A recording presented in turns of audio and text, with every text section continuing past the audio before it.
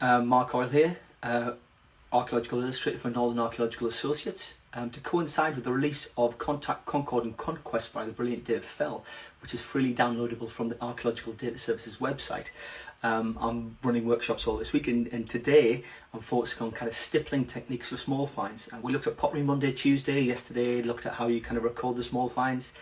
Today I'm going to be looking at kind of stippling techniques. Now, hopefully if you've seen the video yesterday, I kind of mentioned this grid you can start to use. Now, again, like all good Blue Peter presenters, here's what I made anyway. Okay, so this is using a 0.5 pen, and what I've done is create a 3x3 grid, and I've just started to kind of use the dots and kind of start to group them close together. Now, I do this every single day when I'm working on small find illustrations, and a lot of the time I change the pen thicknesses. Now, this is a really useful technique. It gets you warmed up, it gets your eye in, and it's just really good for kind of looking at kind of the depth of the pen thicknesses themselves. Now, those of you who kind of maybe kind of produce watercolor papers or kind of different artwork,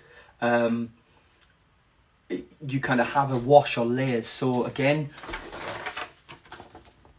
you kind of have this here. Now, hopefully you can see this. This is the same pen, but the first wash or first kind of run over I've got is quite light, the first pass. The second one's darker.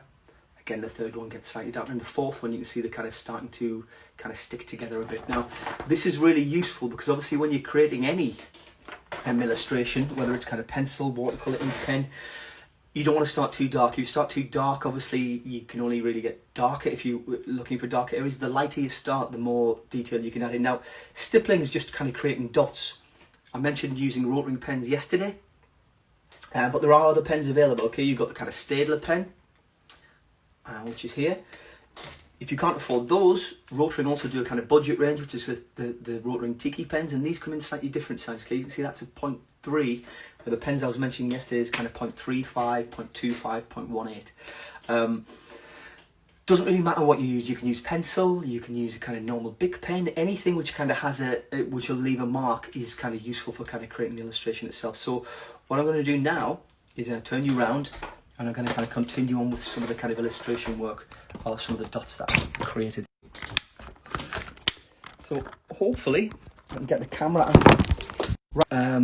I'm going to zoom into an area. Okay, I started to kind of add this detail in an earlier workshop. So what I'm going to do now is again start to add a bit more detail into it. Now, again, what I have here is a light box. Hopefully you can see the lights kind of coming on and off underneath me. That's really useful because it kind of lets you see very clearly the image underneath.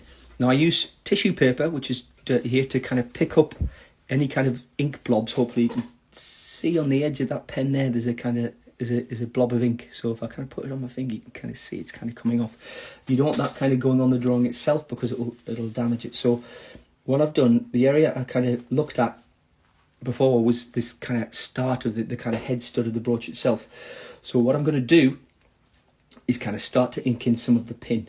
Now again, remembering that the light comes from the top left, kind of here, and it's coming down. So this edge will be bleached, okay? It will be white, but the curve on the other side will have dots. Now, what I'm doing is going over it in what we call the first pass. So I'm not going to make it too dark.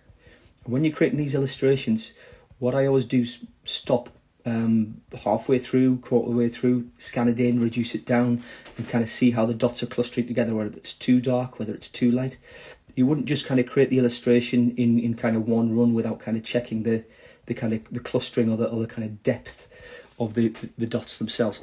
So you can kind of see I'm starting to come round here. We're kind of having the dots down the side of this drawing. Again, the darkest point is going to be here, and the lightest point is going to be here because the light's always from the top left. So again, take your time. When you're using stippling, it's very forgiving. Okay, the odd stray dot is not going to damage the drawing. You can use a scalpel blade to take it off. You can also use these rotary erasers. You can see the kind of yellow. They're really useful for rubbing the ink off. What you need to be careful with is, obviously, once you've rubbed it off, it leaves a very fine film on the surface. So if you then try to use your pen, it will just start to bleed all over. So you need lighter fuel or terps to kind of clean off the permatrace surface again, which will give you a nice kind of crisp drawing surface. So again, I'm going to start to add some more dots kind of here. Let's zoom in a bit more so you can see that. So what you need to do is kind of make sure that this edge is still bleached, it's still light white, and you're just adding dots. Now, there are tools illustrators use to kind of make their job much easier. Okay, so French curves, bendy curves, circle templates, anything which is going to give you a very confident line. So if you try and draw a freehand line, yes, you might get it quite straight, but sometimes the ends need to tail off, flick off. Now, don't worry if you can't create that effect just by using the pen. What you can do is use the scalpel and just shave off some of the ink to give you that kind of finer edge. And again, if you need to kind of chip away at some of the lines where they're not necessarily solid, you can kind of do that using the scalpel. Again, very handy. And again, it takes just a bit of practice to kind of take off the ink and kind of leave the surface of the film intact. So what we're doing is kind of going around the surface. Now you can see I've got a tissue on the board. That's to rest my hand on, so the kind of the oils out of my skin don't go on the permatrace and kind of make it greasy, which will then make the ink bleed a bit more. So it's just making sure that your kind of surface area or your working area is kind of fully prepped and kind of ready to kind of go. So you can kind of see now it's starting to kind of take form, take shape. So the three-dimensionality of the kind of stippling is starting to add. Now, some people like to use lines for drawing work. My preference is the stipple, okay, for copper alloy objects. Obviously, if the copper alloy comes out the ground and it's kind of green colour with it has a kind of skinned patina on which makes it green, and it gets oxidised in the surface of the earth. If it comes out gold, like you can get places like Vindelander where the conditions are really good at preserving the small finds, you might want to use line work. So if it's smooth, okay, you would always use line work for glass because it's very smooth. If you start to use stippling, it looks like there's imperfections in the glass, which sometimes there are, and you include in. So again, hopefully you can kind of see there, I've left the pen. Now if I put that on the paper, you can see it's created a huge dot.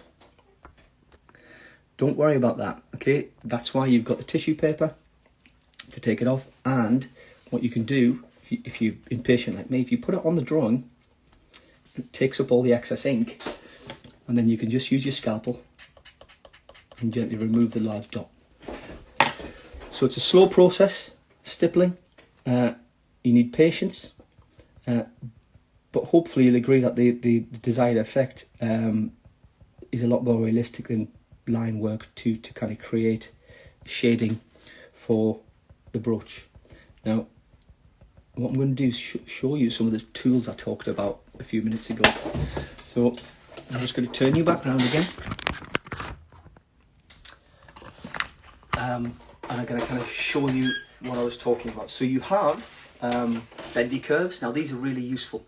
You can kind of bend them and contort them into any shape you want. Now, hopefully you can see on the end, this has a little lip. Now, when you're drawing down this side, it's slightly raised off the surface. Hopefully you can kind of see that. So the ink doesn't bleed underneath. Obviously this side, it would bleed. Same with rulers. You can use a standard ruler, but you can get these rulers which have a cork base on it. And again, on this edge is slightly raised off the surface. So when you're pulling your rotring pen down, the ink doesn't bleed underneath. You also have French curves, again for very strong, confident lines. You have circle templates. One of my favourite bits of kit is a woodworker's tool.